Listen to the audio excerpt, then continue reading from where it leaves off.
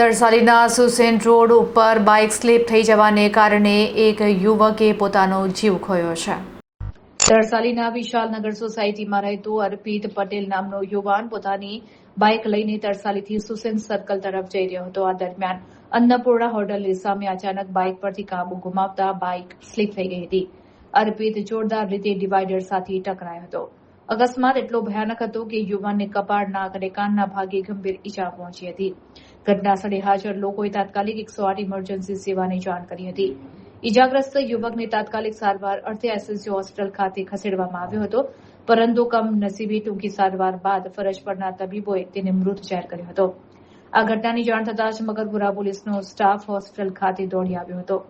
પોલીસે યુવકના મૃતદેહને પોસ્ટમોર્ટમ માટે મોકલી આપી અકસ્માતે મોતનો ગુનો નોંધી આગળની કાયદેસરની કાર્યવાહી હાથ ધરી છે.